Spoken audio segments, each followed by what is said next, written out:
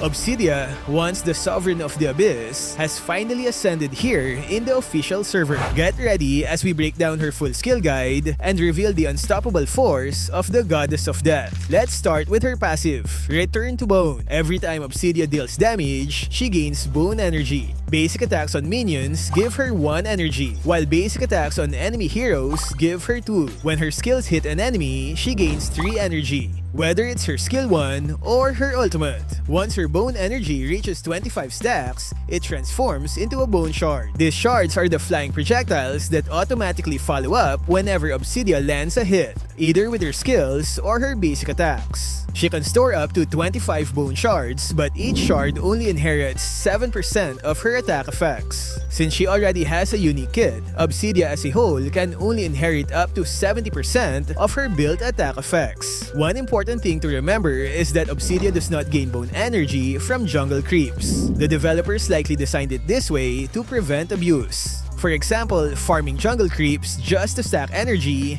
then going back to lane. So, for those curious players, sorry guys, no jungle Obsidia this time. Skill 1, Abyssal Bone Needle. Obsidia hurls an Abyssal Needle in the targeted direction, damaging all enemies along its path. If she already has bone shards stored, only the first enemy hit will trigger her passive.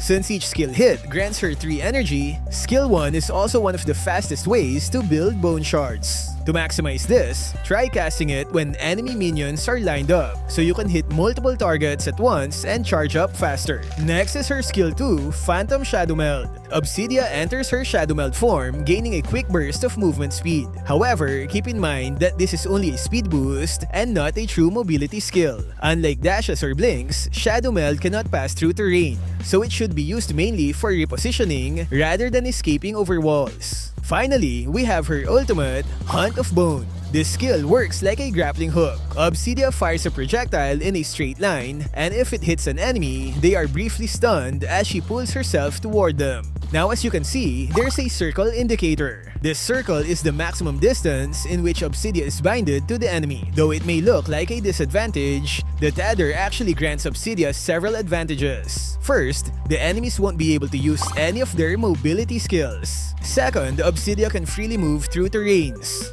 Third, her skill 2's cooldown drops to just 1 second, giving her greater mobility. And last, she instantly gains 5 more temporary bone shards. Yeah, it seems like a lot is happening, but all of these effects only last for 3 seconds. But yet again, only if Obsidia hits her ultimate.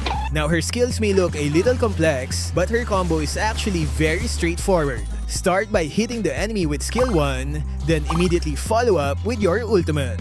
If it connects, use skill 2 to reposition and outmaneuver your target. And that's the basic flow of her combo. Her ultimate is the perfect counter to heroes with high mobility. She's basically a nightmare for agile assassins like Fanny, Ling, or Hayabusa. Since her bone shards benefit from her built attack effects, her overall damage can scale higher, giving her a stronger edge against most marksmen. Once she's fully stacked and equipped, Obsidia transforms into a late-game teamfight monster. With her powerful lifesteal and superior positioning, she can become incredibly hard to deal with if left unchecked. And as for Obsidia's weaknesses, her damage heavily depends on stacks and items. This makes her quite vulnerable in the early stages of the game, where she struggles to match the power of other heroes. While her ultimate can shut down highly mobile enemies, it's still a double-edged sword. Landing it on the wrong target can drag her straight into danger, often leading to an instant helpless death.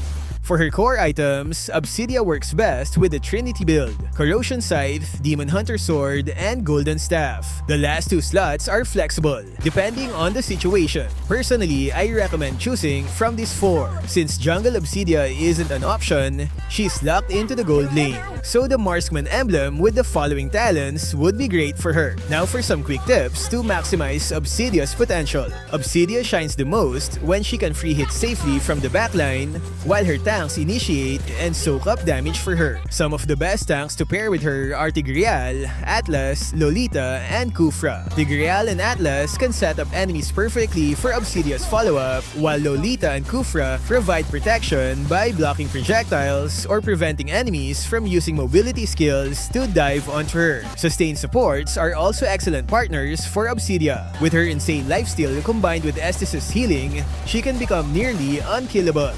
Angela and Diggy also provide strong protection, especially while Obsidia's ultimate is active. Their skills will greatly boost her survivability during team fights. In the early game, Obsidia's damage is still relatively low, so your main priority is stacking bone shards before taking part in team fights. Always try to hit all 3 minions with your first skill to speed up your stacking. Focus on poking enemies from a safe distance and only commit to direct fights when you're certain the kill is secured. By the mid to late game, you should already have enough bone shard stacked, making your basic attacks far more impactful than in the early stages. At this point, patience is key. Always wait for your teammates to initiate and avoid charging in at the front line yourself. Prioritize using your ultimate on squishy core enemies with high mobility, as they're the ones most vulnerable to your kit. However, avoid targeting burst-heavy heroes like Eudora or Saber, since they can eliminate you faster than you can take them out. Instead, focus on securing guaranteed kills, even if the enemy tries to retaliate. In team fights, always reserve your skill too. Only use it for repositioning or retreating, rarely for initiating. Focus on taking down enemy backliners such as Marksman or Mages, and avoid wasting time on tanks unless their HP is already very low. Position yourself in the backline, but stay close enough to your tanks so you'll be protected if enemy assassins try to burst you down. And that's a wrap for our full skill guide on Obsidia.